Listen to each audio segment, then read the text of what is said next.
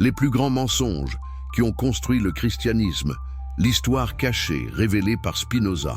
Et si tout ce que vous avez appris sur les origines du christianisme n'était qu'une construction méticuleusement élaborée par des hommes de pouvoir? Et si les vérités les plus dérangeantes sur la naissance de la religion qui a façonné la civilisation occidentale avaient été systématiquement effacées des archives de l'histoire?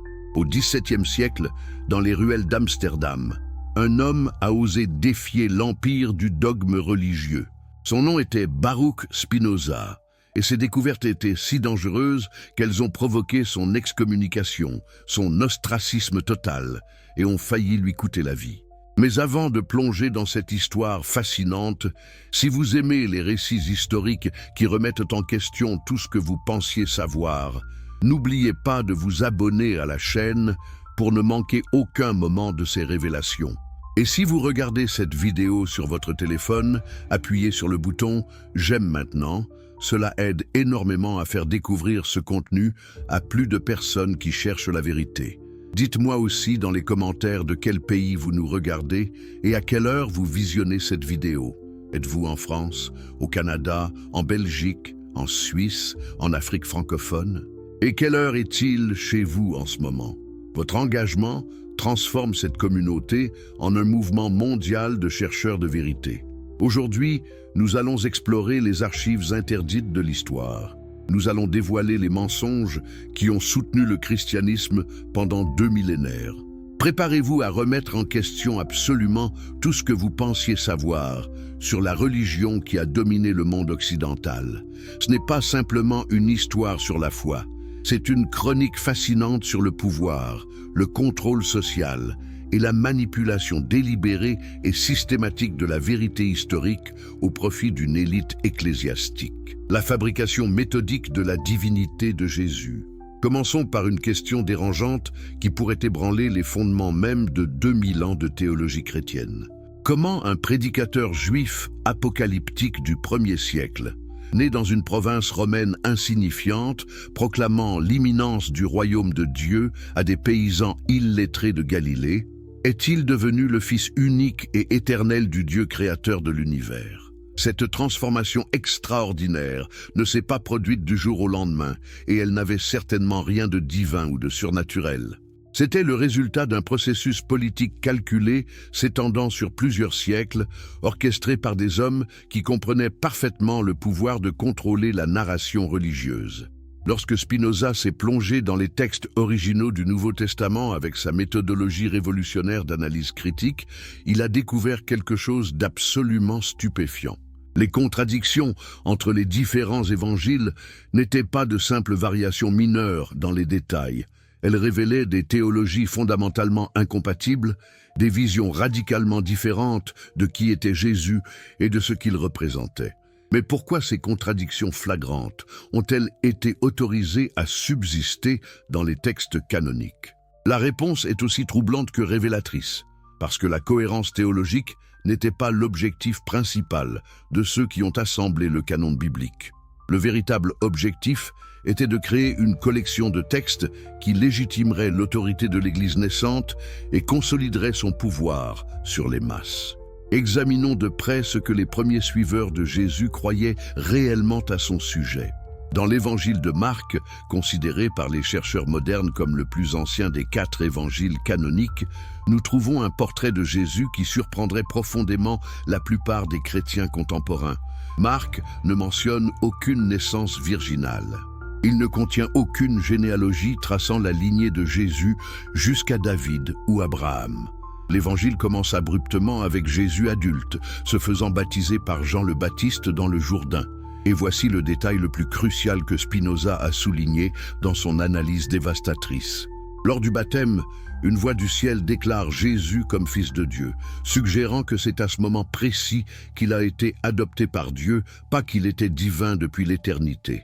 Cette christologie adoptionniste était en fait la croyance dominante parmi les premiers chrétiens juifs de Jérusalem. Ils voyaient Jésus comme un être humain exceptionnel, choisi par Dieu pour accomplir une mission messianique spécifique, libérer Israël de l'occupation romaine et établir le royaume de Dieu sur terre. Attendaient-ils que Jésus les sauve de leurs péchés par un sacrifice expiatoire cosmique? Absolument pas. Cette interprétation théologique sophistiquée viendrait plus tard, élaborée par un homme qui n'avait jamais rencontré Jésus de son vivant, mais dont les lettres constitueraient plus de la moitié du Nouveau Testament. Mais nous reviendrons à Paul dans un instant. La transformation de Jésus de Messie humain en divinité préexistante s'est produite graduellement, et nous pouvons tracer cette évolution théologique à travers les textes mêmes du Nouveau Testament. Lorsque Matthieu et Luc ont écrit leurs évangiles, probablement dans les années 80 ou 90 de notre ère, ils ont utilisé Marc comme source principale, mais ont ajouté quelque chose de nouveau et de significatif, des récits de naissance miraculeuses. Pourquoi ont-ils ressenti le besoin d'ajouter ces histoires? Parce que dans le monde gréco-romain, les grandes figures religieuses et les héros divins devaient avoir des origines extraordinaires. Alexandre le Grand, Auguste, Pythagore, tous avaient des légendes de conception miraculeuse associées à leur naissance. Pour que Jésus soit pris au sérieux dans ce contexte culturel, il avait besoin d'une histoire de naissance qui rivalisait avec celle des grands de l'Antiquité. Mais remarquez quelque chose de fascinant. Les récits de naissance dans Matthieu et Luc sont complètement incompatibles entre eux. Matthieu place la famille de Jésus à Bethléem, d'où ils fuient en Égypte pour échapper à Hérode, puis s'installent à Nazareth uniquement parce qu'ils ont peur de retourner en Judée. Luc, en revanche, situe la famille à Nazareth et les fait voyager à Bethléem uniquement pour un recensement romain. Ces histoires ne peuvent tout simplement pas être réconciliées. Elles reflètent des traditions orales différentes développées dans des communautés chrétiennes distinctes. Spinoza a reconnu ces contradictions pour ce qu'elles étaient, la preuve que les évangélistes créaient des narratifs théologiques plutôt que de rapporter des faits historiques. Puis vient l'évangile de Jean, probablement écrit autour de l'an 100 de notre ère. Et ici, nous assistons à l'apothéose théologique complète de Jésus. Jean ouvre avec le célèbre prologue « Au commencement était la parole, et la parole était avec Dieu, et la parole était Dieu. » Voilà Jésus transformé en logos préexistant, présent à la création même de l'univers. Comment sommes-nous passés du Jésus humain de Marc au logos divin de Jean en seulement quelques décennies? Ce n'était pas une révélation progressive de vérité divine. C'était un processus d'inflation théologique motivé par les besoins d'une communauté religieuse en expansion qui devait différencier son fondateur des nombreux autres prophètes, messies et figures religieuses concurrents du monde antique. Mais l'histoire devient encore plus intrigante lorsque nous examinons ce qui s'est passé après la période du Nouveau Testament. Durant les 2e et 3e siècles, le christianisme était loin d'être unifié. Il existait des dizaines, voire des centaines de sectes chrétiennes différentes, chacune avec ses propres évangiles, ses propres interprétations de qui était Jésus et de ce qu'il enseignait. Les ébionites le voyaient comme un prophète entièrement humain. Les gnostiques le considéraient comme un être spirituel qui n'avait jamais vraiment eu de corps physique. Les marcionites rejetaient complètement l'Ancien Testament et le Dieu juif. Les montanistes croyaient en une révélation prophétique continue. Qui déciderait quelle version du christianisme était la vraie? La réponse, comme Spinoza l'a si clairement démontré, serait déterminée non par la vérité divine, mais par le pouvoir politique. Avançons rapidement jusqu'en 325 de notre ère à la ville de Nicée en Bithynie. L'empereur Constantin, qui s'était converti au christianisme pour des raisons que les historiens débattent encore aujourd'hui, convoque le premier concile œcuménique de l'Église. Environ 300 évêques se rassemblent et leur tâche est de résoudre une controverse théologique qui déchirait le christianisme. La nature exacte de la relation entre Jésus et Dieu.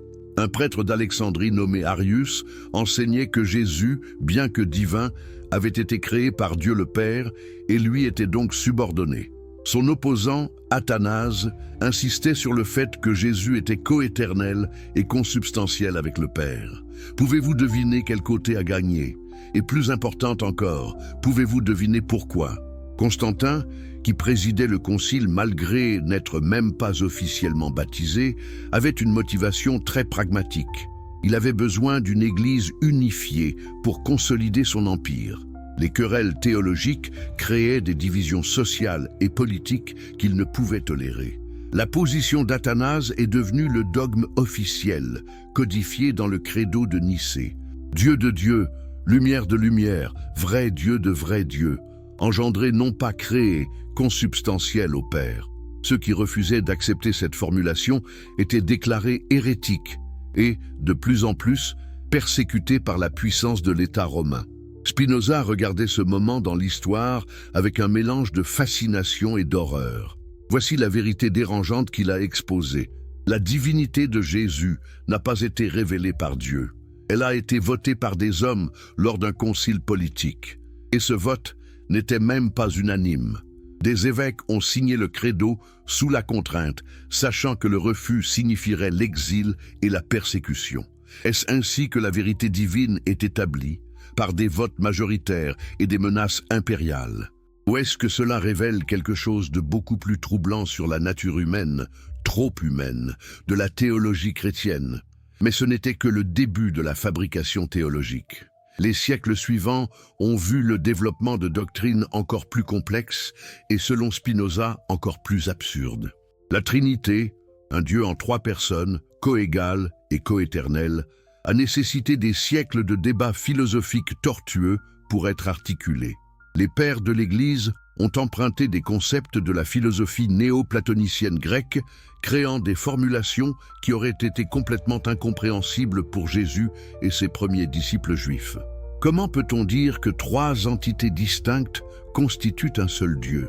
Les tentatives d'explication ont produit des milliers de pages de théologie, mais comme Spinoza l'a souligné avec son esprit caractéristiquement tranchant, aucune quantité de sophistication philosophique ne peut rendre logiquement cohérent ce qui est fondamentalement contradictoire. Examinons maintenant un aspect encore plus troublant de cette fabrication de la divinité de Jésus, la manipulation délibérée des textes manuscrits eux-mêmes. Les chercheurs modernes en critique textuelle, suivant les méthodes pionnières établies par Spinoza, ont découvert des centaines de passages dans le Nouveau Testament qui ont été ajoutés, modifiés ou supprimés par des scribes chrétiens au cours des siècles. Certaines de ces modifications étaient innocentes, de simples erreurs de copie, mais beaucoup étaient clairement intentionnelles, conçues pour soutenir des positions théologiques particulières. Prenons le cas le plus célèbre, le passage johannique, 1 Jean 5, 7, 8, qui déclare explicitement la Trinité. Dans la Bible King James, il se lit « Car il y en a 3 qui rendent témoignage au ciel, le Père, la Parole et le Saint-Esprit, et ces 3 sont un. » Voilà une déclaration claire et sans équivoque de la doctrine trinitaire. Il y a juste un problème. Ce passage n'apparaît dans aucun manuscrit grec avant le XVe siècle. C'était une interpolation latine qui a été rétroactivement insérée dans les manuscrits grecs. En d'autres termes, quelqu'un a littéralement inventé un verset biblique pour soutenir une doctrine qui ne pouvait pas être clairement trouvée dans les textes originaux. Lorsqu'Érasme a produit sa première édition du Nouveau Testament grec en 1516, il a omis ce passage car il savait que c'était une fabrication. Il a été forcé de l'inclure dans les éditions ultérieures sous la pression de l'Église, mais le dommage intellectuel était fait. Les érudits savaient maintenant que les textes sacrés avaient été manipulés. Un autre exemple frappant se trouve à la fin de l'évangile de Marc, les 12 derniers versets, Marc 16. 9-20, qui décrivent les apparitions post-résurrection de Jésus et son ascension au ciel, sont absents des manuscrits les plus anciens et les plus fiables. Le récit original de Marc se terminait apparemment avec les femmes découvrant le tombeau vide, terrifiées et ne disant rien à personne. Quelle fin étrange et abrupte! Quelqu'un a clairement trouvé cela insatisfaisant et a ajouté une conclusion plus appropriée, plus tard. Mais cela signifie que notre plus ancien évangile ne contenait à l'origine aucun récit d'apparition de résurrection, un fait qui a des implications profondes pour comprendre comment la croyance en la résurrection s'est développée. Ces découvertes auraient dû ébranler le christianisme jusqu'à ses fondements. Comment peut-on prétendre que la Bible est la parole infaillible de Dieu lorsque nous savons maintenant que des parties importantes ont été ajoutées par des scribes humains? Spinoza a posé cette question au XVIIe siècle et elle reste sans réponse satisfaisante aujourd'hui. L'Église a simplement ignoré ou minimisé ces problèmes, comptant sur l'ignorance des masses pour maintenir l'illusion de l'autorité biblique inhérente. Maintenant, plongeons dans le rôle central d'un homme qui n'a jamais rencontré Jésus, mais qui a peut-être fait plus que quiconque pour créer le christianisme tel que nous le connaissons. Paul de Tarse. Spinoza considérait Paul avec un mélange de respect pour son intellect et de profonde suspicion quant à ses motivations. Car en vérité, Paul n'était pas simplement un apôtre transmettant fidèlement les enseignements de Jésus. Il était un innovateur théologique radical qui a transformé un mouvement messianique juif en une religion universelle qui aurait été presque méconnaissable pour Jésus lui-même. Considérez les faits biographiques que nous connaissons sur Paul. Il était un juif pharisien de Tarse, une ville cosmopolite de l'Empire romain. Il n'avait jamais été disciple de Jésus pendant la vie de ce dernier. En fait, il avait activement persécuté les premiers chrétiens. Puis, selon son propre récit, il a eu une expérience visionnaire sur le chemin de Damas qui l'a converti instantanément. Mais quelle était la nature de cette expérience? Paul lui-même est remarquablement vague à ce sujet. Il parle de voir Jésus, mais était-ce une vision physique ou une expérience mystique intérieure? Et plus important encore, pourquoi devrions-nous considérer l'interprétation de Paul du message de Jésus comme autoritaire lorsqu'il ne l'avait jamais personnellement rencontré ou entendu enseigner? Les tensions entre Paul et les disciples originaux de Jésus sont évidentes même dans les lettres de Paul lui-même. Dans l'épître aux Galates, il décrit une confrontation dramatique avec Pierre à Antioche, où il a résisté en face au principal disciple de Jésus sur une question de doctrine. Pensez à l'audace extraordinaire de cela. Paul, qui n'avait jamais connu Jésus, corrigeait Pierre, qui avait passé des années comme compagnon intime du Messie. Cette confrontation révèle quelque chose de crucial. Il existait des désaccords profonds et fondamentaux sur la nature et le message du christianisme dès le tout début. Ces désaccords portèrent sur quoi? Principalement sur la question de savoir si les gentils convertis devaient observer la loi juive, se faire circoncire, respecter les restrictions alimentaires, observer le sabbat. Pierre et les autres disciples de Jérusalem, qui avaient effectivement connu Jésus, insistaient sur le fait que le christianisme était un mouvement au sein du judaïsme et que les convertis devaient adopter les pratiques juives. Paul a violemment rejeté cela, argumentant que la foi en Christ seule était suffisante pour le salut, sans aucune observance de la loi. Mais sur quelle autorité Paul basait-il cette position radicalement nouvelle? Certainement pas sur les enseignements de Jésus qui avait déclaré qu'il n'était pas venu pour abolir la loi mais pour l'accomplir. Non, Paul basait sa théologie sur ses propres révélations mystiques et son raisonnement théologique. Voici où cela devient vraiment fascinant et troublant. Lorsque nous lisons les 4 évangiles canoniques, nous trouvons Jésus enseignant principalement sur le royaume de Dieu imminent, l'éthique du partage et du pardon, l'amour du prochain. Il parle en paraboles, raconte des histoires, engage directement avec les gens ordinaires. Il mentionne rarement sa propre mort et jamais comme un sacrifice expiatoire pour les péchés du monde. En fait, la théologie du salut par substitution pénale, l'idée que Jésus est mort à notre place pour satisfaire la colère de Dieu contre nos péchés, est complètement absente des enseignements de Jésus lui-même. D'où vient donc cette théologie centrale? De Paul. Dans ses lettres, en particulier aux Romains et aux Galates, Paul développe une théologie complexe de la chute humaine, du péché originel, de l'impossibilité du salut par les œuvres et de la nécessité de la mort expiatoire du Christ.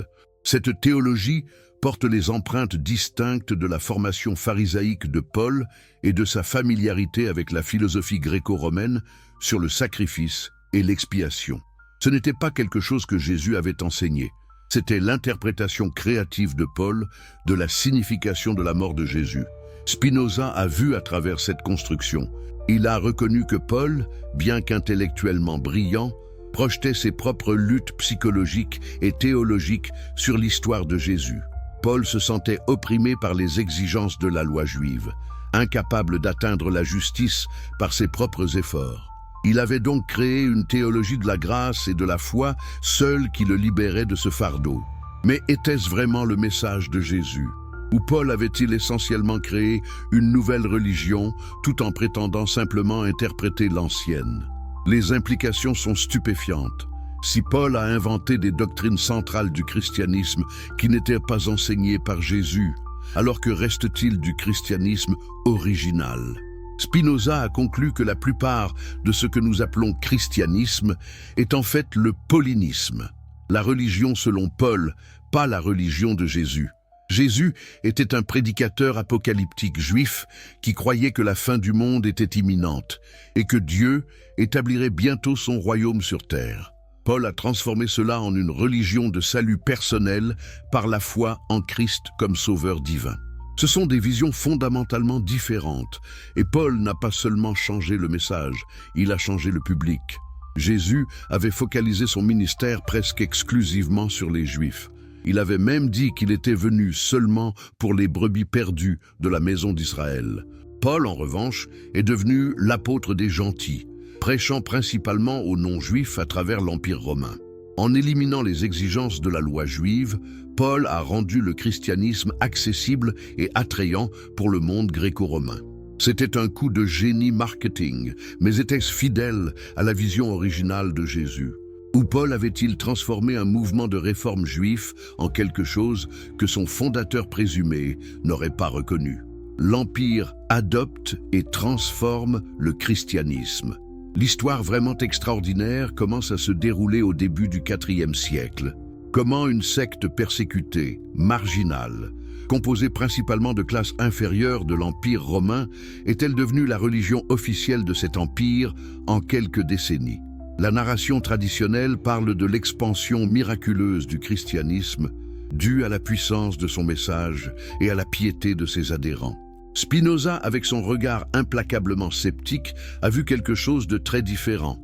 Un calcul politique magistral exécuté par un empereur païen qui a compris que la religion pouvait être l'outil ultime de cohésion et de contrôle social. Constantin Ier est l'une des figures les plus fascinantes et les plus controversées de toute l'histoire chrétienne. Les hagiographies chrétiennes le dépeignent comme le premier empereur chrétien, miraculeusement converti après avoir vu une croix dans le ciel avant la bataille du pont Milvius en 312 de notre ère. Mais qu'en est-il vraiment? Examinons les faits que les historiens peuvent vérifier. Constantin n'a été baptisé que sur son lit de mort en 337, plus de 2 décennies après sa supposée conversion. Tout au long de sa vie, il a continué à employer des titres païens, à frapper des pièces avec des images de dieux païens et à agir comme le Pontifex Maximus, le grand prêtre des cultes païens romains. Alors, était-il réellement un chrétien dévoué? Ou utilisait-il stratégiquement le christianisme pour des objectifs politiques? Le contexte politique de l'époque est crucial pour comprendre les motivations de Constantin. L'Empire romain, au début du IVe siècle, était fragmenté, affaibli par des décennies de guerres civiles, d'invasions barbares, d'inflation galopante et d'instabilité politique. Constantin avait besoin de quelque chose pour unifier son empire divers et divisé. La religion païenne traditionnelle était en déclin, fragmentée en d'innombrables cultes locaux sans autorité centrale. Le christianisme, en revanche, offrait quelque chose d'extraordinairement précieux, une organisation hiérarchique étendue, une doctrine codifiée et une idéologie qui exigeait l'obéissance absolue à l'autorité établie par Dieu. Pouvez-vous imaginer un outil plus parfait pour un empereur cherchant à consolider le pouvoir? Le mouvement critique est venu en 313 avec l'édit de Milan, qui a légalisé le christianisme dans l'Empire romain. Mais Constantin n'a pas simplement toléré le christianisme, il l'a activement promu, lui accordant des privilèges énormes. Les églises chrétiennes ont reçu des exemptions fiscales. Les évêques ont obtenu un pouvoir judiciaire. L'État a commencé à financer la construction de basiliques massives. Constantin a redistribué les richesses des temples païens vers les églises chrétiennes. En quelques années, être chrétien est passé d'un handicap potentiellement mortel à un avantage social et économique significatif. Est-il surprenant que les conversions aient explosé? Mais voici où l'histoire devient vraiment révélatrice. Constantin ne s'est pas contenté de promouvoir le christianisme, il a commencé à le diriger. Nous avons déjà discuté du concile de Nicée en 325, mais considérez l'ampleur de cette intervention impériale. Un empereur païen non baptisé convoque un concile d'évêques, fixe l'ordre du jour, préside les délibérations et impose ensuite la décision du concile avec toute l'autorité de l'État romain. Ceux qui refusent de se conformer sont exilés par décret impérial. L'Église et l'État ont fusionné en une alliance qui allait durer plus d'un millénaire. Spinoza a reconnu ce moment comme un tournant catastrophique dans l'histoire du christianisme. L'enseignement simple de Jésus, aimez votre prochain, pardonnez à vos ennemis, recherchez la justice, avait été transformé en un système de pouvoir politique allié à l'État. Les évêques, qui avaient autrefois été persécutés, devenaient maintenant les persécuteurs. Ceux qui osaient remettre en question le dogme orthodoxe n'étaient plus simplement en désaccord théologique. Ils étaient des criminels contre l'État passible de punitions sévères. Les décennies suivantes ont vu une escalade progressive de l'intolérance et de la violence religieuse. En 380, l'empereur Théodose Ier a émis l'édit de Thessalonique, faisant du christianisme nicéen la religion officielle de l'État romain et déclarant toutes les autres formes de christianisme hérétique. En 391-392, Théodose a émis une série de décrets fermant tous les temples païens et interdisant tous les cultes païens sous peine de mort. La destruction systématique de l'héritage culturel païen a commencé. Temples démolis, statues détruites, bibliothèques brûlées. Le christianisme, autrefois une religion de victimes persécutées, était devenu l'oppresseur violent. L'ampleur de cette destruction culturelle est difficile à saisir entièrement. Les travaux d'innombrables philosophes antiques, dramaturges, historiens et scientifiques ont été perdus à jamais, délibérément détruits par des fanatiques chrétiens. La célèbre bibliothèque d'Alexandrie, bien que probablement endommagée par plusieurs incidents au fil des siècles, a finalement été détruite par des chrétiens qui voyaient la philosophie païenne comme dangereuse et hérétique. Combien de connaissances ont été perdues? Nous ne le saurons jamais. Des milliers d'années de civilisation humaine ont été effacées au nom de la défense de l'orthodoxie chrétienne. Spinoza pleurait cette perte non seulement pour ce qui avait été détruit, mais pour ce qu'elle révélait sur la nature du pouvoir religieux. Une religion qui prétendait détenir la vérité absolue ne pouvait tolérer aucune vision alternative. La diversité d'opinions, le débat philosophique, la recherche intellectuelle, tous devaient être écrasés pour préserver l'orthodoxie. Et qui décidait de ce qui était orthodoxe? Pas Dieu, mais des évêques et des empereurs lors de conciles politiques. Maintenant, plongeons dans l'un des documents les plus scandaleux et les plus conséquents de toute l'histoire chrétienne, la donation de Constantin. Ce document, prétendument écrit par Constantin lui-même, accordait au pape Sylvestre Pime et à tous ses successeurs la domination temporelle sur Rome, l'Italie et l'ensemble de l'Empire romain d'Occident. Il établissait la suprématie papale sur tous les autres évêques et dirigeants séculiers. Durant près d'un millénaire, de 800 à 1500 environ, ce document a été utilisé pour justifier les prétentions papales au pouvoir politique suprême sur toute la chrétienté. Il y a juste un problème majeur, c'était un faux complet. La donation de Constantin n'a jamais été écrite par Constantin.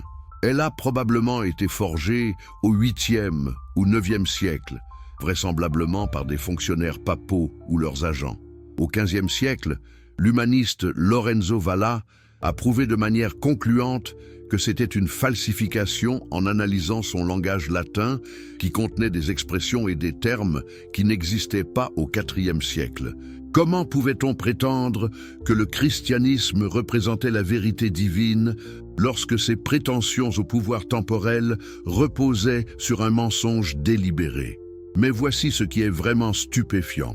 Même après que la falsification a été exposée de manière irréfutable, L'Église catholique n'a pas présenté d'excuses, n'a pas reconnu avoir construit des siècles de pouvoir sur un mensonge, et n'a certainement pas renoncé aux privilèges que ce faux document avait accordés.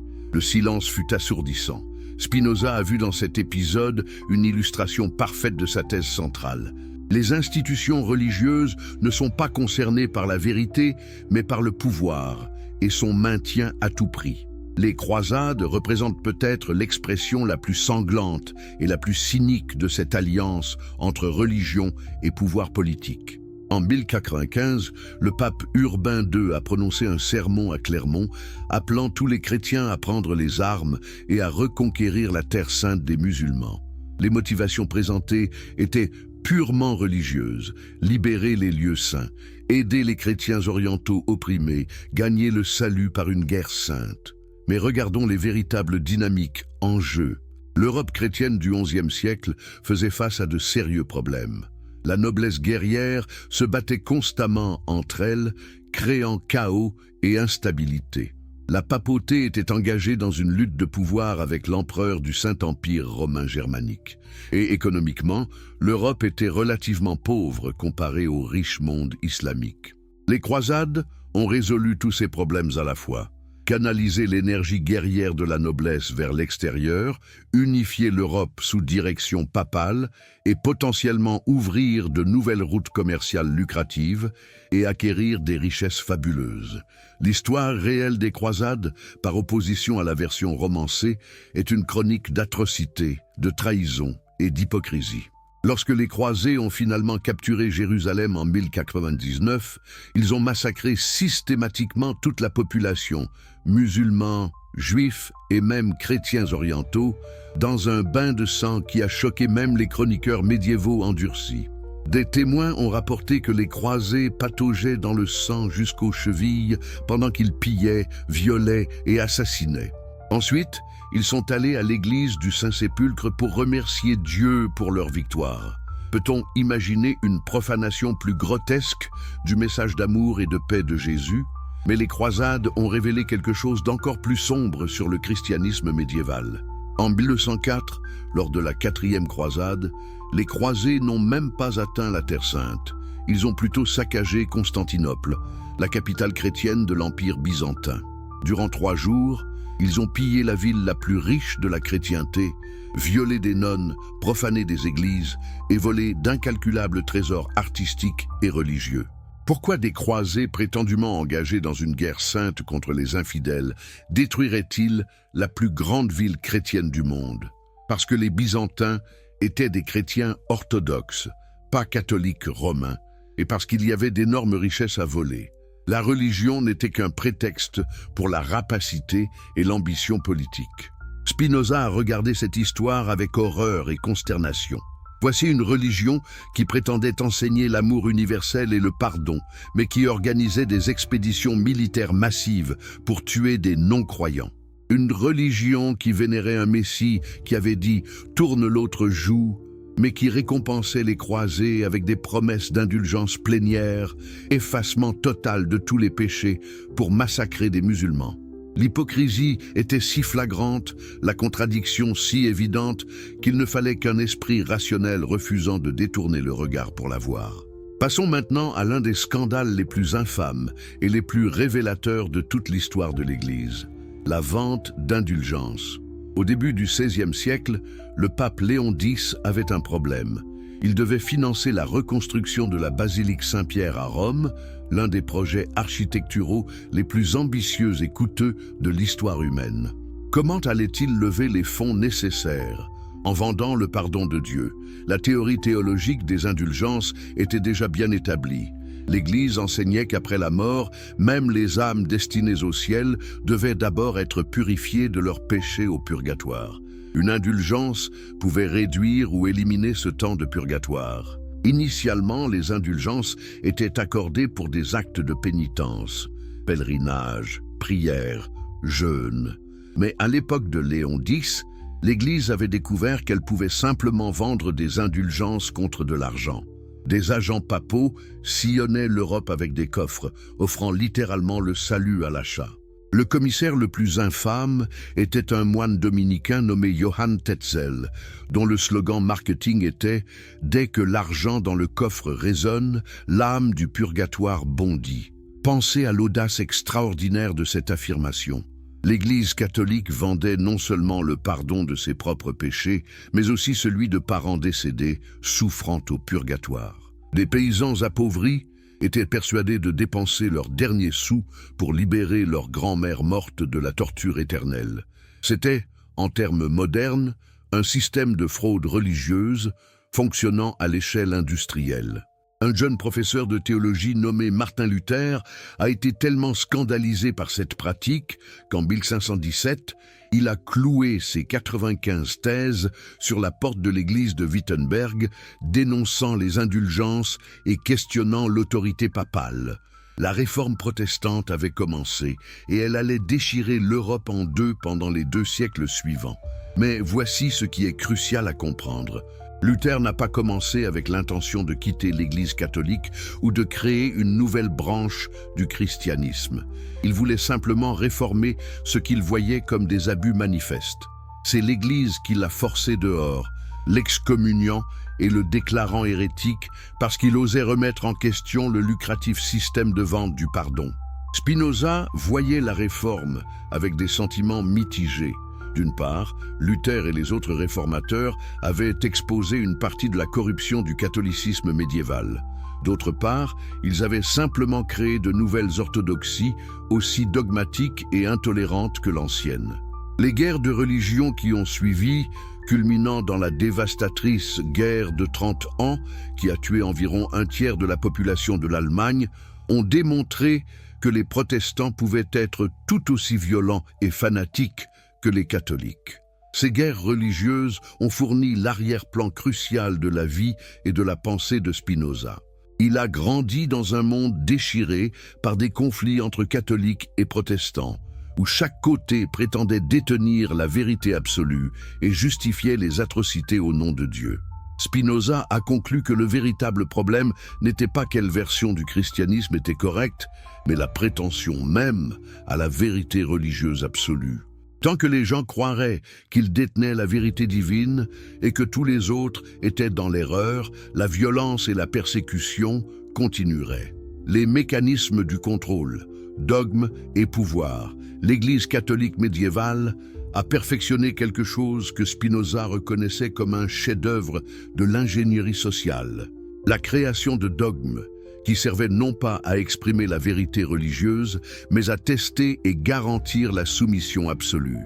Prenons la doctrine de la transsubstantiation, rendue dogme obligatoire lors du 4e concile du Latran en 1215.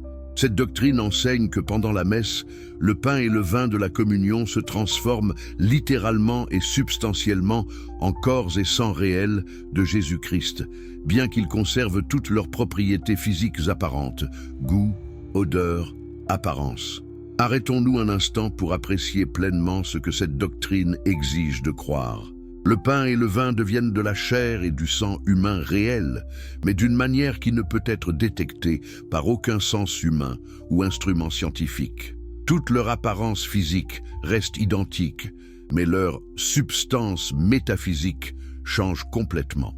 Pourquoi l'Église insisterait-elle sur une croyance aussi contre-intuitive? Et Franzmann, si vous êtes passionné par les histoires qui remettent en question tout ce que vous pensiez savoir sur l'histoire et la religion, n'oubliez surtout pas de vous abonner à la chaîne pour ne manquer aucun de ces récits révolutionnaires. Et si vous regardez cela sur votre téléphone en ce moment, faites-moi une immense faveur. Appuyez sur le bouton « J'aime » dès maintenant. Cela aide énormément l'algorithme à faire découvrir ce contenu à d'autres chercheurs de vérité comme vous. Dites-moi aussi dans les commentaires, de quel pays nous regardez-vous en ce moment? France, Québec, Belgique, Suisse, Maroc, Sénégal, Côte d'Ivoire? Et quelle heure est-il chez vous pendant que vous découvrez ces révélations? Votre engagement transforme cette chaîne en une communauté mondiale de personnes qui osent questionner les narratifs officiels.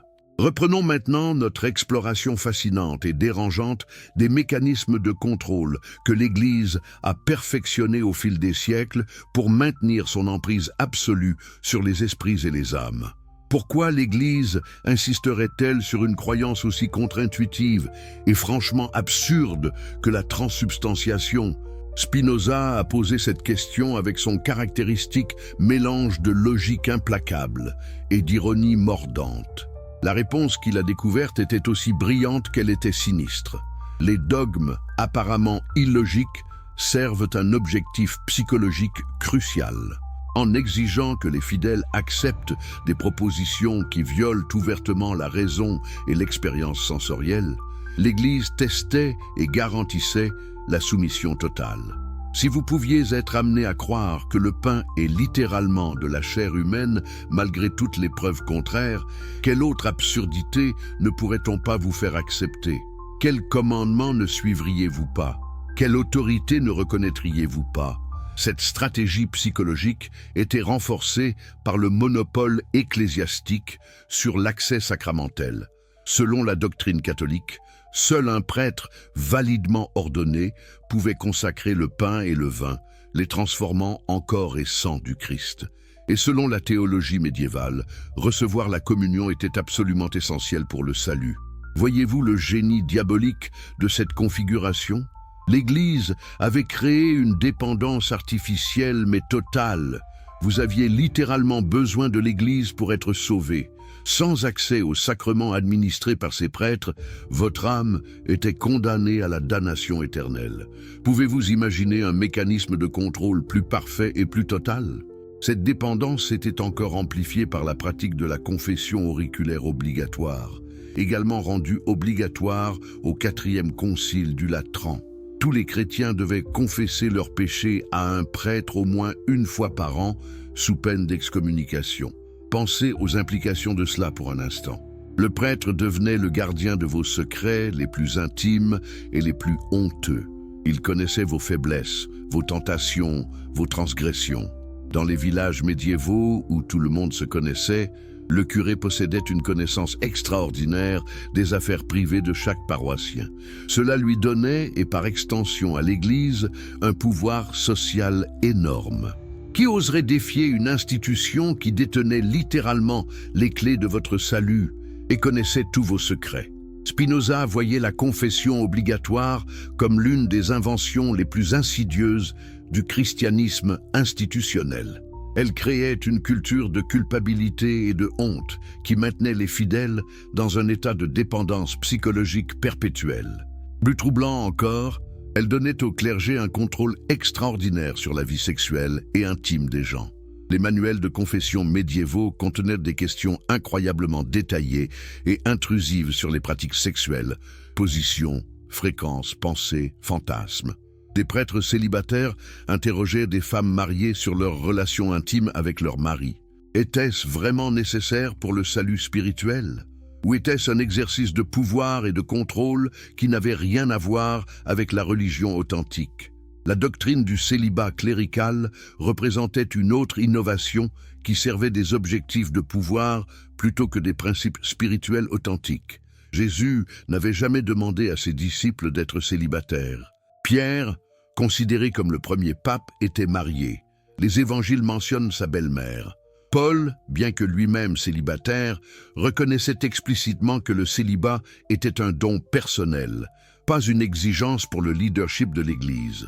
Alors pourquoi l'Église catholique a-t-elle imposé le célibat obligatoire à tous les prêtres à partir du XIe siècle? Les raisons officielles parlaient de pureté spirituelle et de dévouement total à Dieu. Les véritables motivations étaient beaucoup plus pragmatiques et cyniques. Des prêtres mariés avec des enfants créaient deux problèmes majeurs pour l'institution ecclésiastique. Premièrement, ils auraient hérité de vastes propriétés et richesses de l'Église, diluant progressivement le patrimoine institutionnel. Deuxièmement, leur loyauté serait naturellement divisée entre l'Église et leur famille. En exigeant le célibat, l'Église garantissait que toute la richesse et la loyauté du clergé restaient au sein de l'institution. C'était une décision économique et politique déguisée en impératif spirituel. Mais les conséquences de cette politique artificielle et contre nature ont été catastrophiques. En créant une classe de milliers d'hommes, contraints à une vie sans intimité sexuelle ou familiale légale, l'Église a créé des conditions parfaites pour la corruption psychologique et morale. Les scandales sexuels qui ont éclaboussé l'Église catholique à travers les siècles, culminant dans les révélations modernes d'abus systématiques d'enfants, ont leurs racines dans cette politique médiévale de célibat forcé. Spinoza aurait-il été surpris? Absolument pas. Il comprenait qu'aller contre la nature humaine fondamentale au nom de principes théologiques abstraits ne conduirait qu'à l'hypocrisie, à la répression et finalement à l'explosion destructrice de désirs refoulés. Passons maintenant à examiner comment l'Église a créé et contrôlé le canon biblique lui-même. La plupart des chrétiens supposent que les 27 livres du Nouveau Testament ont toujours été reconnus comme Écriture sainte depuis le début. La réalité historique est radicalement différente et beaucoup plus compliquée. Durant les 3 premiers siècles du christianisme, il existait une prolifération extraordinaire de textes chrétiens, évangiles, épîtres, apocalypses, actes, circulant dans différentes communautés. Certains sont devenus largement acceptés, d'autres restaient controversés, et beaucoup ont finalement été rejetés comme hérétiques. Qui a décidé quels textes étaient véritablement inspirés par Dieu et lesquels étaient des fabrications humaines? La réponse traditionnelle parle de l'inspiration du Saint-Esprit guidant l'Église. Spinoza, après avoir étudié les processus historiques réels, a découvert quelque chose de très différent. Des décisions politiques prises par des évêques puissants lors de conciles basés sur des considérations de pouvoir, de doctrine et de contrôle institutionnel. Prenons l'évangile de Thomas, découvert en 1945 à Nag Hammadi, en Égypte. Ce texte contient 114 paroles attribuées à Jésus, dont certaines sont parallèles aux évangiles canoniques, mais beaucoup sont uniques. Pourquoi cet évangile a-t-il été rejeté alors que Matthieu, Marc, Luc et Jean ont été acceptés? Les érudits débattent toujours de sa date de composition et de son authenticité, mais une chose est claire. Il présentait une vision de Jésus et de son enseignement qui menaçait l'orthodoxie émergente. L'évangile de Thomas présente Jésus enseignant que le royaume de Dieu est intérieur et présent, pas futur et apocalyptique. Il suggère que la connaissance de soi et la découverte du divin intérieur sont le chemin du salut, pas la dépendance à une institution ecclésiastique et ses sacrements.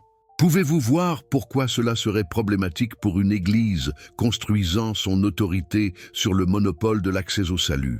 Les évangiles gnostiques dans leur ensemble présentaient un christianisme radicalement différent de la version orthodoxe.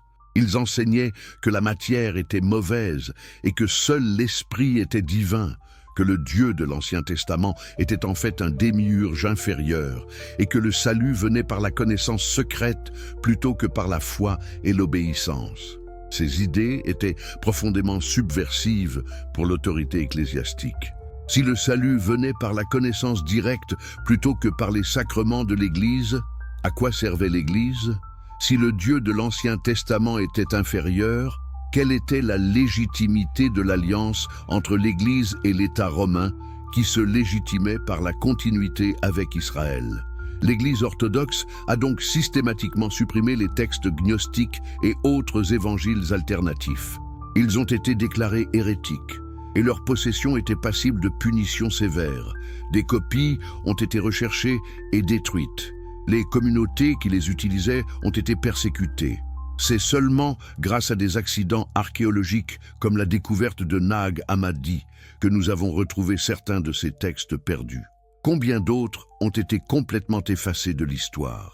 Quelles autres visions du christianisme primitif ont été si complètement éliminées que nous ne savons même pas qu'elles ont existé? Spinoza voyait dans ce processus de canonisation non pas la main guidante du Saint-Esprit, mais les mains très humaines d'évêques politiques protégeant leur pouvoir institutionnel. Les textes qui soutenaient l'autorité épiscopale, les structures hiérarchiques et la dépendance sacramentelle ont été préservés. Ceux qui suggéraient l'accès direct à Dieu, l'autorité personnelle spirituelle ou des visions alternatives du christianisme ont été éliminés. Le canon biblique n'était pas une révélation divine, mais un acte de censure politique déguisé en discernement spirituel. Et qu'en est-il des textes qui ont été inclus dans le canon, mais qui semblaient problématiques ou contradictoires?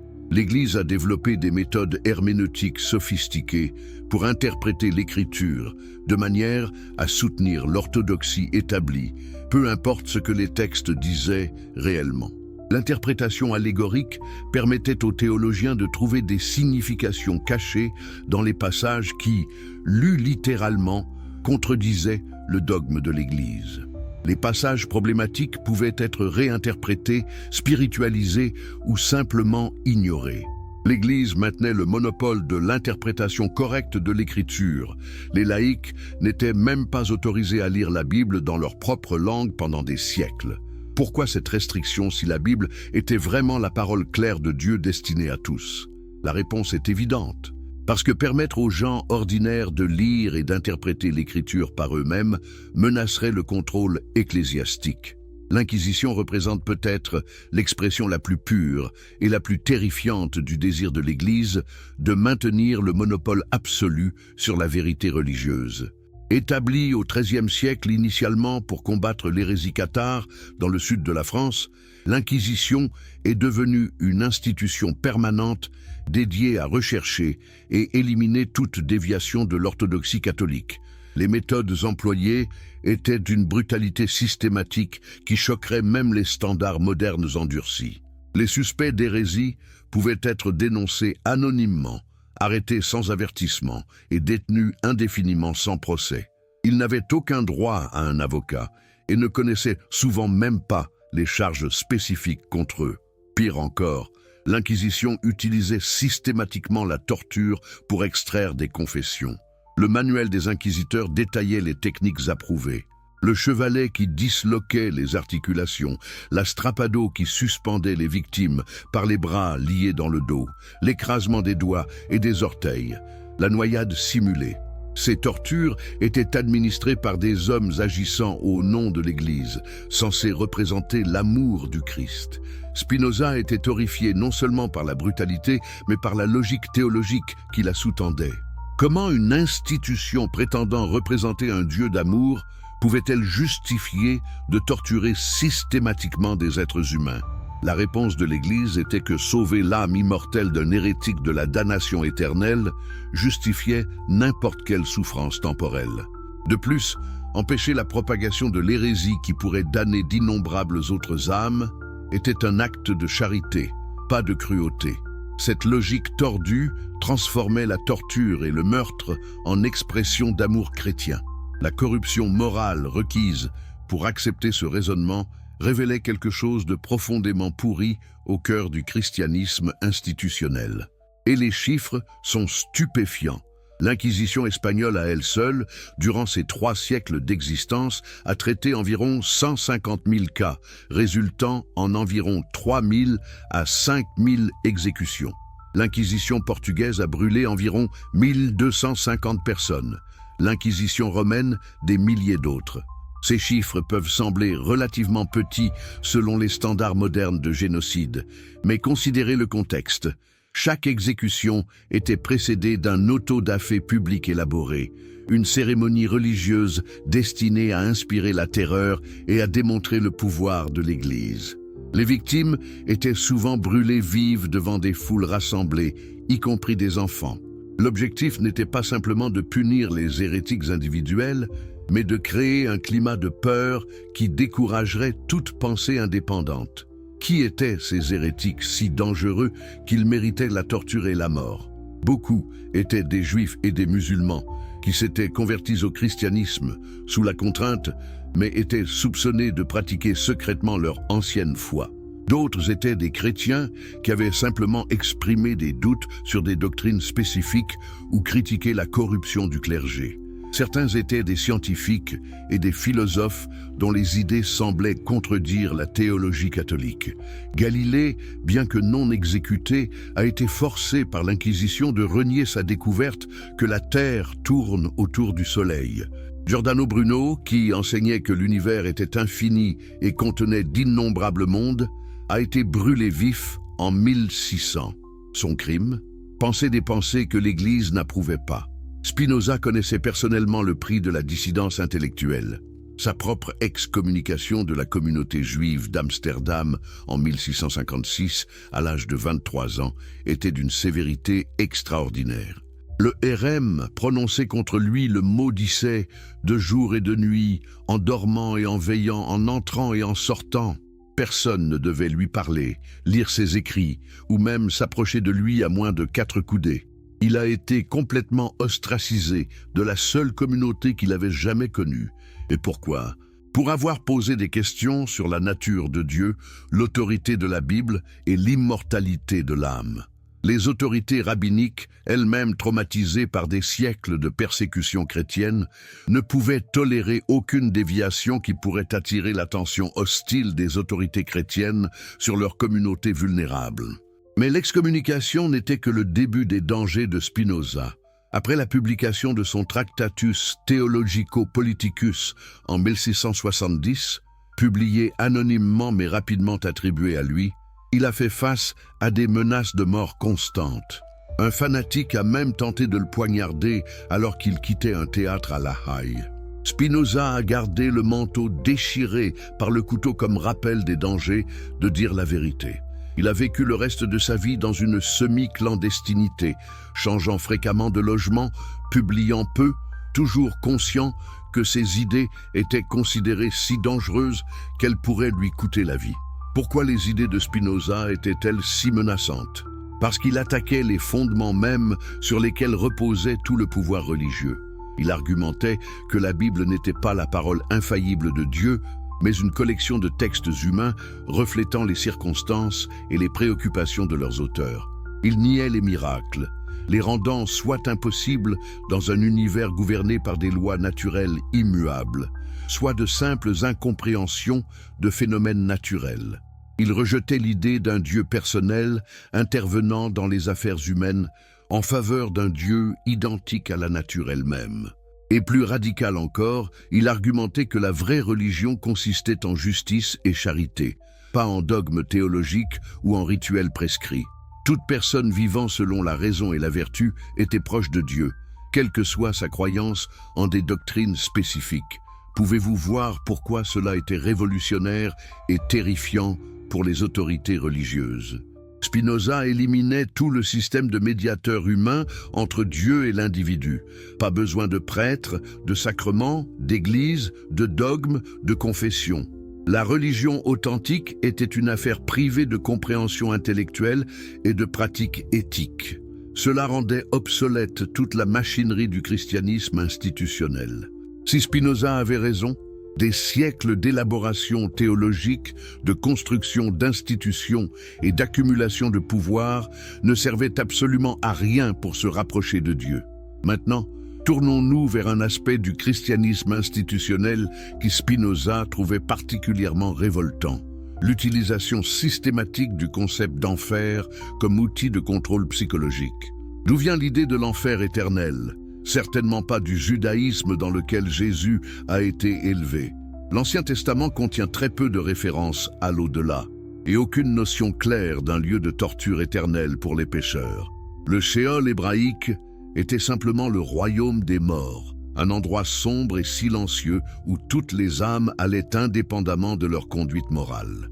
Le concept chrétien de l'enfer était un amalgame d'influences diverses. Il empruntait au Tartare grec le lieu de punition dans la mythologie grecque. Il incorporait des éléments du zoroastrisme persan et ses enseignements sur un jugement final et la séparation éternelle entre le bien et le mal.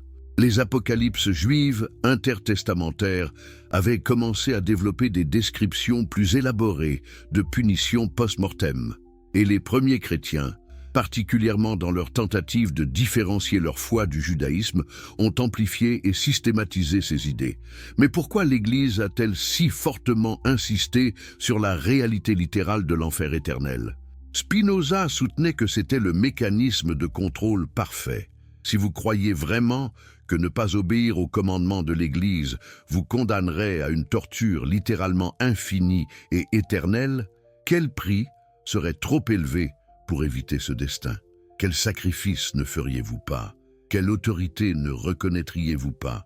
La peur de l'enfer était l'arme ultime pour garantir la conformité et l'obéissance. Et notez la logique théologique perverse impliquée. Un Dieu d'amour infini condamnerait ses créatures à une souffrance infinie et éternelle pour des péchés finis commis pendant une vie brève? Comment peut-on réconcilier la torture sans fin avec un Dieu de miséricorde? Les tentatives théologiques pour résoudre cette contradiction ont produit des arguments de plus en plus tortueux. Certains théologiens ont soutenu que les péchés contre un Dieu infini méritaient une punition infinie. D'autres affirmaient que les damnés continuaient à pécher en enfer, justifiant ainsi la punition continue.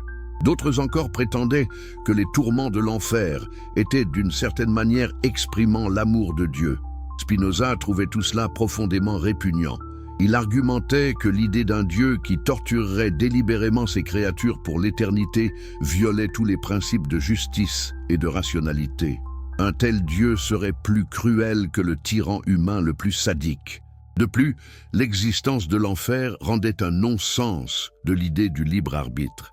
Si Dieu créait les gens sachant que certains finiraient en enfer et avait le pouvoir de prévenir ce résultat, mais choisissait de ne pas le faire, alors Dieu était directement responsable de leur tourment éternel.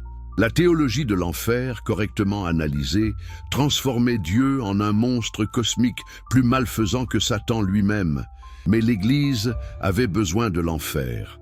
Sans la menace de punition éternelle, comment pourrait-il contraindre les gens à obéir? Comment pourrait-il justifier la nécessité de leur sacrement et de leur médiation? L'enfer était absolument essentiel à tout le système de pouvoir ecclésiastique, et donc l'Église ne s'est pas contentée d'enseigner l'existence de l'enfer. Elle a créé des descriptions graphiques et terrifiantes pour maximiser son impact psychologique. Les sermons médiévaux sur l'enfer étaient des exercices de sadisme imaginatif. Les prédicateurs décrivaient en détail vivant les tortures spécifiques infligées aux différents types de pécheurs. Les luxurieux brûlaient dans des flammes de soufre. Les gourmands étaient forcés de manger des crapauds et des serpents. Les orgueilleux étaient écrasés sous des rochers, et ces tortures n'avaient jamais de fin. Elles continuaient pour toujours et à jamais. L'art religieux renforçait ces images avec des peintures et des sculptures horrifiantes des damnés subissant des supplices indicibles. Pensez à l'impact psychologique de bombarder constamment les gens, y compris les enfants, avec ces images terrifiantes. La peur de l'enfer créait un état d'anxiété psychologique chronique. Les chrétiens médiévaux vivaient dans une terreur constante de la damnation. Était-ce bon péché? Cette pensée était-elle impure? Avais-je confessé tous mes péchés correctement? Étais-je vraiment pardonné? L'anxiété était sans fin parce que la barre de la sainteté était placée de manière impossible haute, et les conséquences de l'échec étaient littéralement infinies. Cette anxiété rendait les gens désespérément dépendants de l'Église et de ses assurances de salut. Spinoza voyait cette manipulation psychologique comme une forme de torture mentale. Créer délibérément une peur intense de conséquences inventées afin de contrôler le comportement des gens était, selon lui, profondément immoral. Une religion authentique inspirerait les gens à la vertu par l'amour du bien, pas par la terreur du châtiment.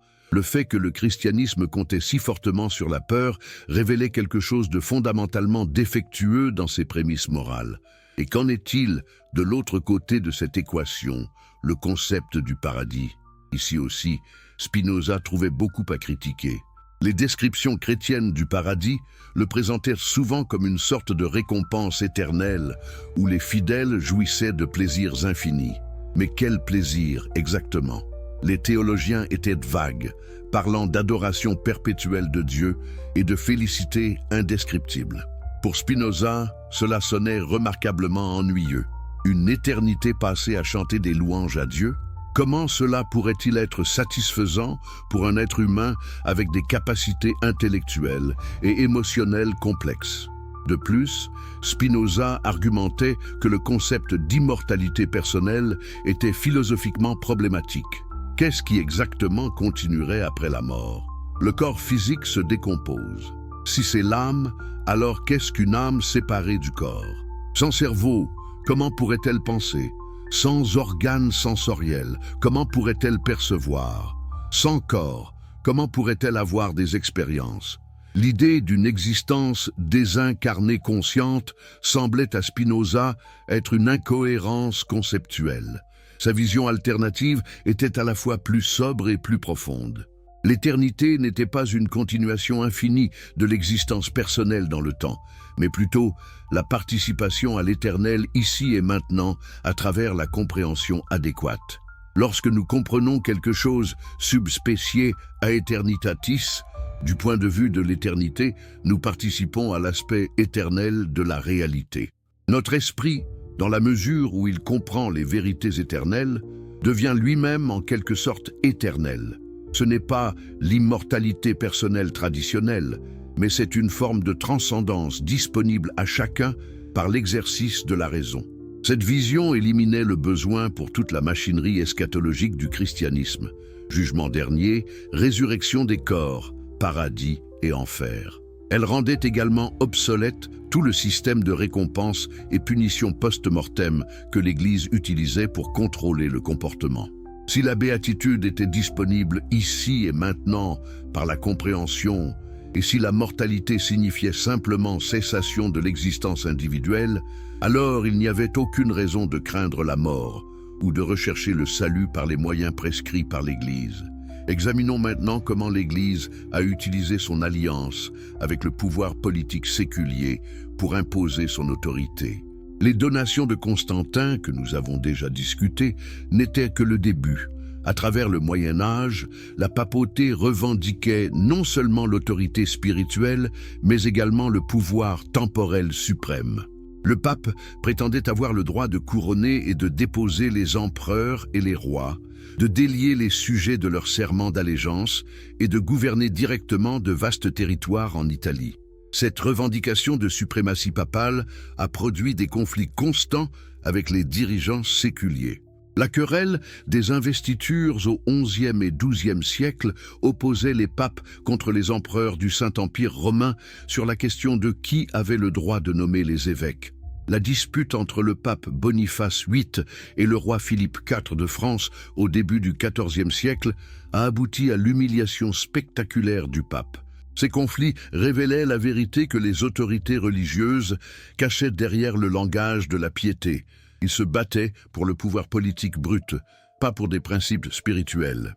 L'Église utilisait ses armes spirituelles pour des objectifs politiques. L'excommunication ne signifiait pas simplement exclusion des sacrements. Elle déliait les vassaux de leurs serments féodaux, déstabilisant ainsi les royaumes. L'interdit, qui suspendait tous les services religieux dans un territoire entier, était utilisé pour punir les dirigeants récalcitrants en tenant leurs sujets en otage. La papauté sanctionnait même des croisades contre les dirigeants chrétiens, qu'elle considérait comme des hérétiques ou des ennemis. La croisade albigeoise contre les cathares du sud de la France était essentiellement un génocide sanctionné religieusement. Spinoza documentait ces abus non pour condamner spécifiquement le catholicisme, mais pour illustrer un principe plus général. Lorsque le pouvoir religieux s'allie avec le pouvoir politique, la corruption et la violence sont inévitables. La religion devient un outil de contrôle d'État plutôt qu'une source de guidance éthique. Les dirigeants religieux, séduits par les privilèges du pouvoir temporel, sacrifient leur intégrité spirituelle. Et les peuples ordinaires souffrent, manipulés par ceux qui exploitent leurs croyances religieuses à des fins politiques. Cette analyse menait Spinoza à l'une de ses conclusions les plus radicales et les plus importantes: la séparation absolue entre la philosophie et la théologie, entre l'État et la religion. La philosophie devait être libre de poursuivre la vérité par la raison sans interférence de l'autorité religieuse.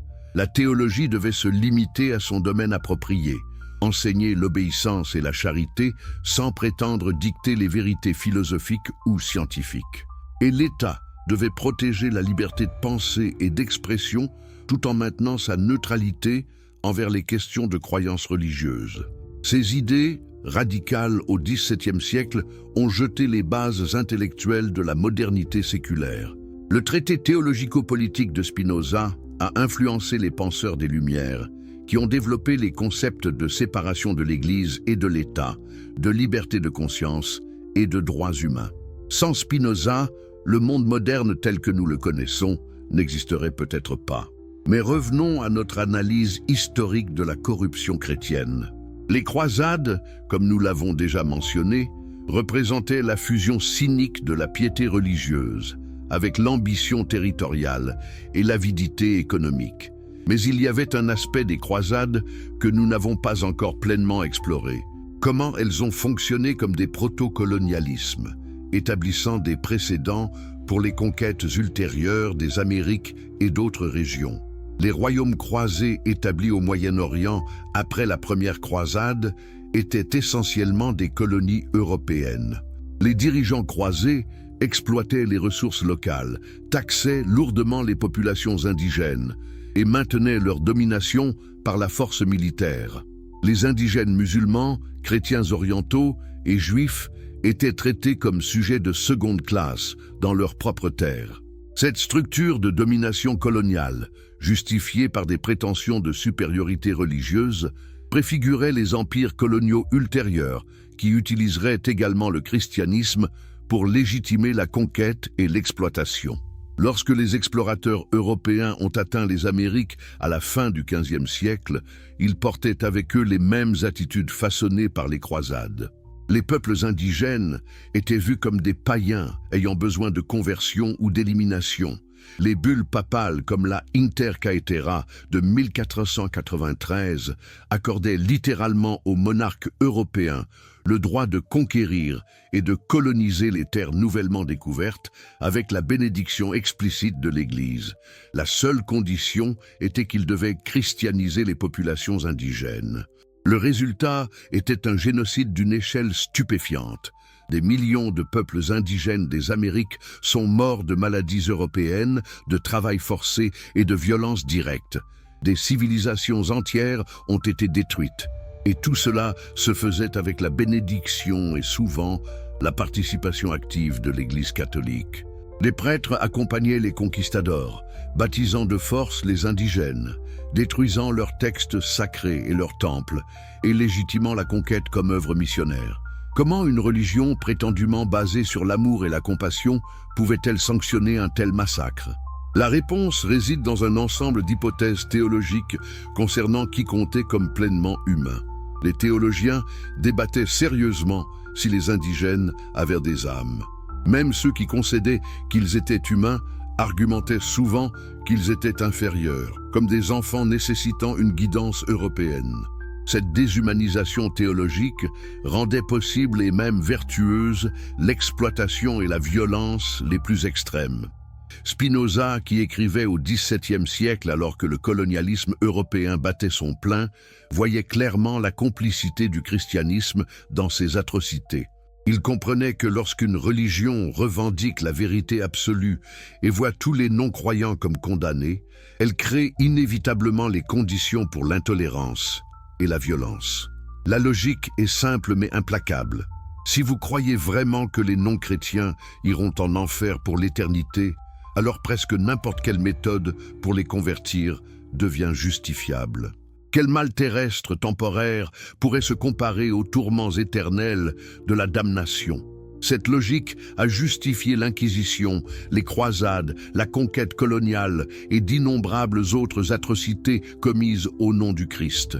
La complicité de l'Église dans l'esclavage offre un autre exemple accablant de la façon dont le christianisme institutionnel a trahi ses propres principes déclarés. L'Église catholique non seulement tolérait l'esclavage, mais le bénissait et y participait activement. Les bulles papales autorisaient explicitement l'asservissement des peuples africains. Les ordres religieux possédaient des plantations d'esclaves. Des prêtres enseignaient que l'esclavage faisait partie de l'ordre divin et que les esclaves devaient obéir à leurs maîtres comme ils obéiraient à Dieu. Les justifications théologiques de l'esclavage étaient aussi créatives qu'elles étaient moralement répugnantes. Certains théologiens invoquaient la malédiction de Cham, du livre de la Genèse. interprétant de manière créative ce passage obscur pour soutenir que les Africains étaient maudits par Dieu pour être esclaves. D'autres argumentaient que l'esclavage donnait aux Africains païens l'opportunité d'être exposés au christianisme, transformant ainsi leur asservissement en une sorte de miséricorde divine. D'autres encore prétendaient simplement que certaines races étaient naturellement inférieures et destinées par Dieu à servir. Ces rationalisations permettaient aux chrétiens pieux de participer à l'un des systèmes les plus brutaux d'oppression dans l'histoire humaine, tout en maintenant leur sens d'être moralement juste. Les planteurs d'esclaves assistaient à la messe le dimanche et priaient pour leurs âmes, puis retournaient fouetter et mutiler leurs esclaves le lundi. Comment pouvaient-ils vivre avec cette contradiction ? En compartimentant leur conscience, en utilisant la théologie pour justifier l'injustifiable et en refusant de reconnaître l'humanité pleine de ceux qu'ils opprimaient. Spinoza, bien qu'écrivant avant l'apogée de la traite transatlantique des esclaves, comprenait les dynamiques sous-jacentes. Il argumentait que la vraie religion devait être jugée par ses fruits éthiques, comment elle traitait les gens, en particulier les plus vulnérables. Une religion qui permettait ou encourageait l'oppression, quelle que soit la sophistication de ses rationalisations théologiques, se révélait fausse dans sa prétendue connexion au divin. Le Dieu véritable, si un tel concept avait un sens, serait révélé dans la justice et la compassion, pas dans les subtilités doctrinales ou les rituels élaborés. Cette insistance sur les fruits éthiques plutôt que sur la conformité doctrinale était l'une des contributions les plus radicales de Spinoza à la pensée religieuse. Elle renversait la hiérarchie de valeurs du christianisme traditionnel. Au lieu de dire que la croyance correcte mène à un comportement moral, Spinoza argumentait que le comportement moral était lui-même la substance de la vraie religion, et que les croyances théologiques spécifiques étaient au mieux auxiliaires et au pire des distractions dangereuses. Un athée vivant selon la raison et traitant les autres avec justice et compassion était plus proche de Dieu qu'un croyant orthodoxe qui opprimait les autres tout en maintenant l'adhésion doctrinale correcte. Pouvez-vous imaginer comment cette idée était choquante et libératrice? Elle éliminait tout le système de marqueurs d'identité religieuse, rituels, croyances, affiliations institutionnelles, et les remplaçait par une norme simple et universelle. Comment traitez-vous les autres? Cette norme pouvait être appliquée à travers toutes les frontières religieuses et culturelles. Elle ne nécessitait aucune médiation par des experts religieux ou des institutions. Elle rendait chaque personne directement responsable envers la norme morale plutôt qu'envers l'autorité religieuse. Maintenant, reconnaissons également quelque chose de remarquable que Spinoza voyait à travers son analyse rigoureuse de l'histoire chrétienne. Comment le christianisme est devenu une force pour consolider le patriarcat et systématiquement opprimer les femmes. L'histoire des relations du christianisme avec les femmes fait partie de ses chapitres les plus sombres et révèle peut-être plus clairement que toute autre chose comment les structures de pouvoir terrestre ont été déguisées en vérité divine. Commençons par Marie-Madeleine, qui apparaît dans les 4 évangiles canoniques et joue un rôle crucial dans les récits de la résurrection. Dans tous les évangiles, Marie-Madeleine est la première personne à qui le Christ ressuscité apparaît. Elle est envoyée pour annoncer la résurrection aux autres disciples, faisant d'elle littéralement l'apôtre des apôtres. L'évangile de Marie, un texte gnostique du IIe siècle, la présente comme la disciple la plus proche de Jésus, celle qui a reçu des enseignements secrets et qui a compris sa vision plus profondément que les autres. Mais comment l'Église a-t-elle traité Marie-Madeleine dans sa tradition officielle? Elle a été transformée en prostituée repentante. Cette identification basée sur une confusion délibérée ou accidentelle avec d'autres femmes mentionnées dans les évangiles a réduit l'apôtre des apôtres en pécheresse sexuelle que la miséricorde de Jésus avait sauvée. Pourquoi cette transformation? Parce qu'une femme ayant l'autorité spirituelle centrale menaçait la hiérarchie masculine de l'Église. En la sexualisant et en la soumettant, l'Église neutralisait son exemple comme modèle de leadership féminin. Ce schéma de sexualisation et de subordination des femmes imprégnait toute la théologie chrétienne. Le récit d'Ève dans la Genèse a été interprété pour faire des femmes le véhicule de la chute de l'humanité. Ève, tentée par le serpent, a ensuite tenté Adam, amenant péché et mort dans le monde. Les théologiens chrétiens ont élaboré cette interprétation en faisant de toutes les femmes des filles d'Ève, intrinsèquement tentatrices et spirituellement dangereuses. Le célèbre passage de 1 Timothée 2, 13-14 le dit explicitement, car Adam a été formé le premier, Ève ensuite. Et ce n'est pas Adam qui a été séduit, mais la femme qui, séduite, s'est rendue coupable de transgression. Cette théologie de la culpabilité féminine justifiait des siècles d'oppression.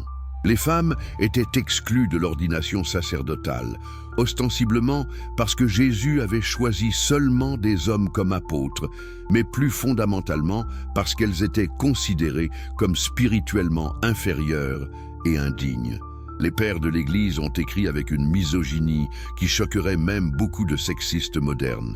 Tertullien appelait les femmes « la porte du diable ».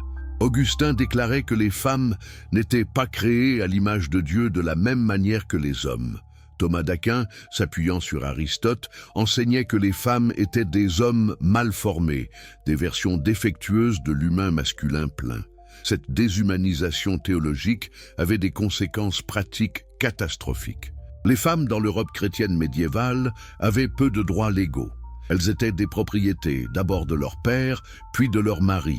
Elles ne pouvaient pas hériter de propriétés égales, ne pouvaient pas témoigner légalement dans beaucoup de contextes, ne pouvaient pas occuper de position d'autorité.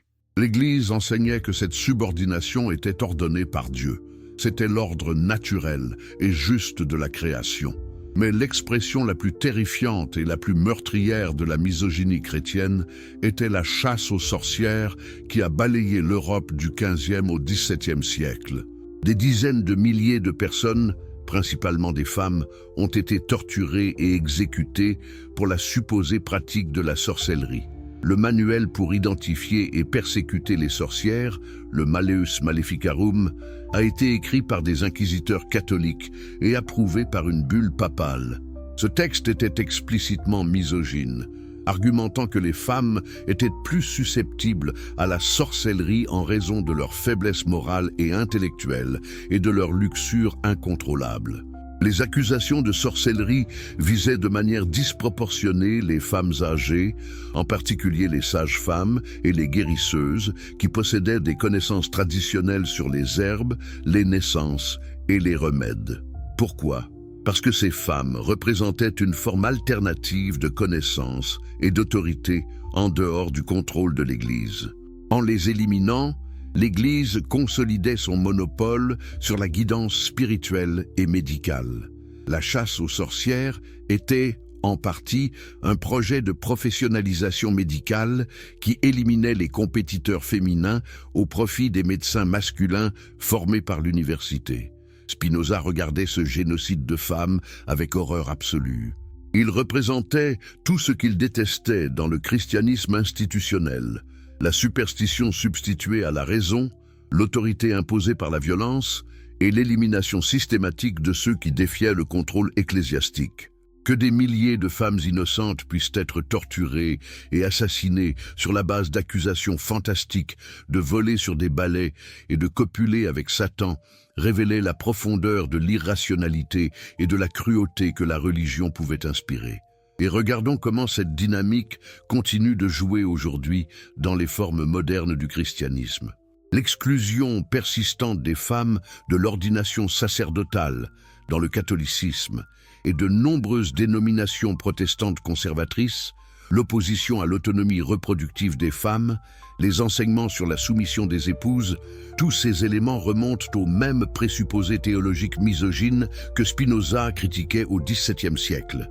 Le christianisme institutionnel moderne a peut-être adouci sa rhétorique, mais les structures patriarcales fondamentales restent largement intactes. Réfléchissez à ce que cela révèle sur les prétentions du christianisme à la vérité éternelle. Si les enseignements sur les femmes étaient vraiment d'origine divine, pourquoi changeraient-ils au fil du temps en réponse aux pressions sociales?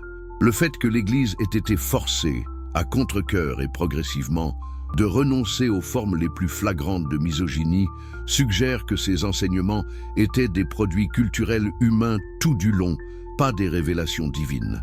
Spinoza l'a reconnu au XVIIe siècle et les siècles écoulés depuis n'ont fait que confirmer son analyse. Alors, que nous reste-t-il après ce voyage à travers l'histoire cachée et dérangeante du christianisme? Spinoza offrait non pas le désespoir, mais un chemin vers l'avant basé sur la raison, l'éthique et l'authenticité spirituelle. Il imaginait une religion libérée du dogme oppressif, de l'autorité institutionnelle et de la superstition. Une religion qui reconnaissait le divin dans la nature elle-même et cherchait la béatitude par la compréhension intellectuelle plutôt que par l'obéissance aveugle. Une religion qui honorait l'autonomie humaine et encourageait chaque personne à penser par elle-même. Cette vision est-elle utopique? Peut-être. Mais l'alternative, continuer à s'accrocher aux mensonges, aux manipulations et aux structures de pouvoir exposées ici, est sûrement pire. Spinoza nous invite à avoir le courage d'affronter la vérité, aussi inconfortable soit-elle, et de construire nos vies et nos sociétés sur des fondations de raison et de compassion authentiques plutôt que sur des mythes maintenus par la peur. Les mensonges qui ont construit le christianisme continuent d'exercer un pouvoir énorme dans notre monde. Mais la connaissance est libératrice. Une fois que vous voyez comment la machinerie fonctionne, une fois que vous comprenez comment les dogmes ont été construits pour servir le pouvoir plutôt que la vérité, vous ne pouvez pas vous faire aveugler. Vous êtes libre de choisir votre propre chemin basé sur la raison, l'éthique et la recherche authentique plutôt que sur l'autorité imposée. Voilà l'héritage durable de Spinoza. Non pas une nouvelle orthodoxie pour remplacer l'ancienne, mais une invitation à penser librement, à remettre en question sans crainte et à vivre authentiquement. Une invitation que nous sommes tous libres d'accepter si nous trouvons le courage de le faire. Si ces révélations historiques vous fascinent et que vous voulez continuer à découvrir des vérités cachées que peu osent raconter, abonnez-vous à la chaîne immédiatement pour ne rien manquer de nos prochaines investigations. Et si vous êtes sur votre téléphone en ce moment même, appuyez sur ce bouton « J'aime ». Cela prend une seconde, mais aide énormément à faire découvrir ce contenu crucial à des milliers d'autres personnes qui cherchent la vérité. Écrivez-moi aussi dans les commentaires, d'où nous regardez-vous aujourd'hui? Paris, Montréal, Bruxelles, Genève, Dakar, Abidjan, Casablanca? Et quelle heure est-il exactement chez vous, pendant que vous découvrez ces secrets que l'histoire a tenté d'enterrer? Votre participation transforme cette chaîne en un mouvement mondial de penseurs libres. Continuons maintenant notre plongée dans les profondeurs de cette histoire extraordinaire et troublante.